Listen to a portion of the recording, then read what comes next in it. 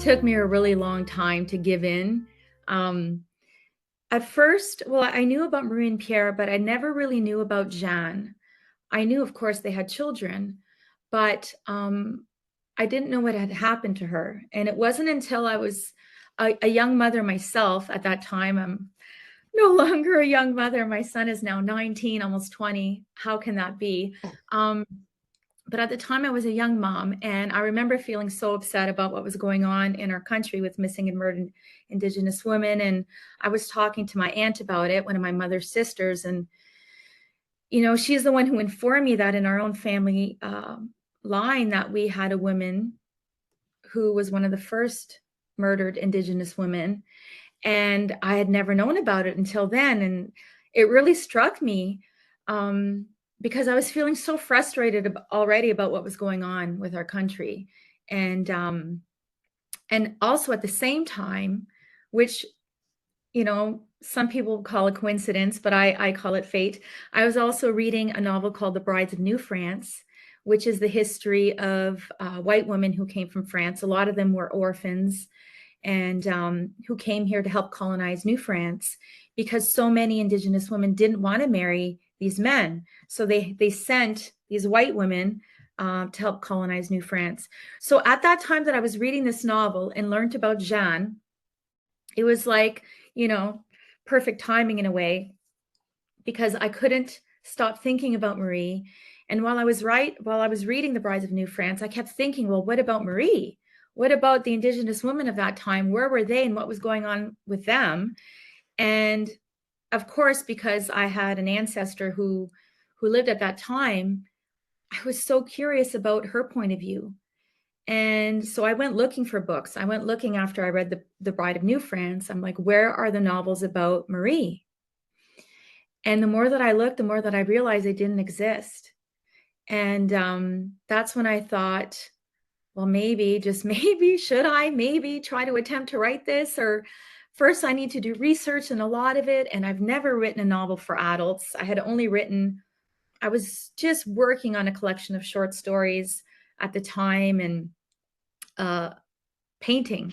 I wasn't even really writing, not seriously anyways.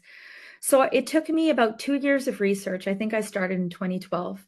And then I began writing the first draft in 2014. And I remember I was so afraid to even start because it's so scary.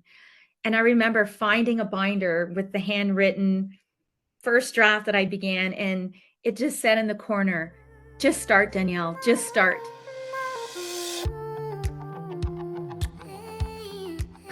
It was hard. It was not an easy task whatsoever, especially because I was really wanting to learn the woman's point of view, right? I wanted to hear from the woman's voice, and that was a lot more challenging to find. Exactly. So I did find a few feminist academics who did research women in the fur trade at the time. That was very, very helpful in the way that they felt about the settlers and how they weren't attracted to them, how they felt they were really like hairy and not very handsome, right?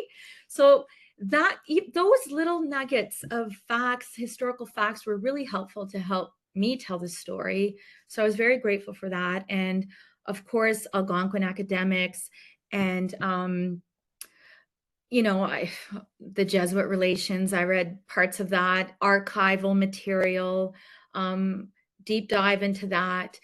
So the first 2 years was just trying to get as much information as I could about everything, which I found was not that much about Marie, because she was usually nameless.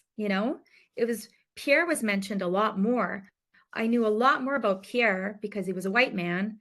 And let's face it, history is about the white man, than I did about Marie. So that was frustrating, but also at the times when I did want to give up because it felt really hard, I thought, no, like, she deserves to have a voice even through fiction. And because she didn't exist in these pages of any book, I really felt compelled to tell it.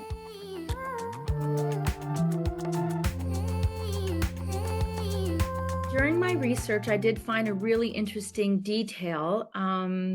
there was a woman who had done a thesis in France about Pierre and their family. And in there, I found this detail that shared that women at that time had to marry by the age of 17, but men were given by the age of 21, they had to be married. So if the women were not married by 17, then their parents would have to pay an annual fee, some kind of fee, because the king needed to be paid, because the king wanted to colonize New France. So if you're not colonizing, you're going to pay. If you're not making babies, you're going to pay, right? So, so in my research, I did change something. Please don't be too upset with me, but in the novel, Jeanne is 17, but in real life, she was actually 22. And she was 22 and still unmarried, even though her parents had to pay a fine since she was 17. And I thought, well, what is going on here? What could this possibly mean? Their first child, their firstborn daughter, still unmarried at 22, when they have to pay this fee and they have all these other children to take care of.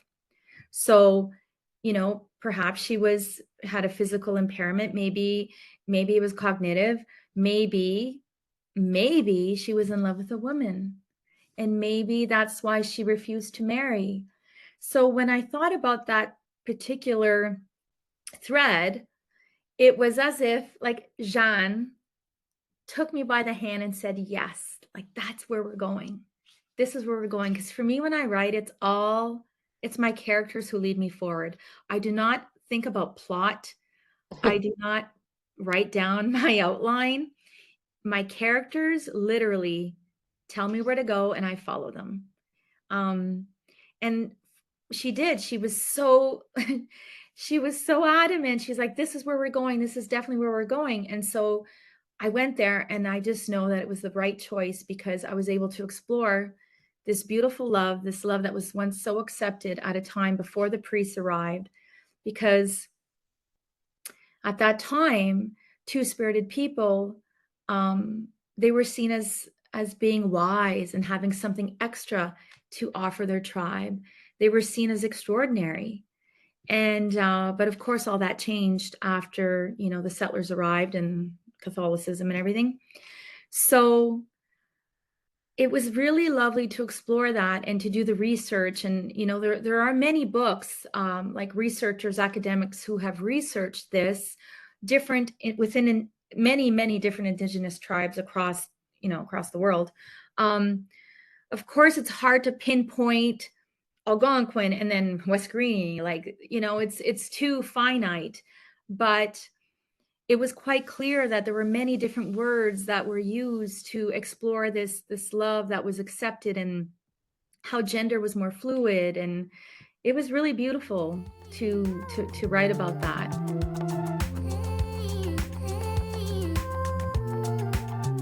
There was a period of deep grieving. I remember my editor was the amazing Ann Collins on this book. And I remember having conversations with her saying, like, I don't know what to do with myself. Like, at first I was in shock that we were done because I worked so hard. I was so happy. I was done. I'm like, it's done. Here it is. And then I was like, oh my gosh, give it back. Are we sure we're done? Because I need them back in my life. And she was like, they're going to still be with you. You'll take them with you on the next book, but it's going to be different. And I think I need to let them go as well. Like, we need to let each other go, and I think now it belongs to everyone, now this book belongs to everyone. And now their stories are out there. And that's all I ever wanted, really.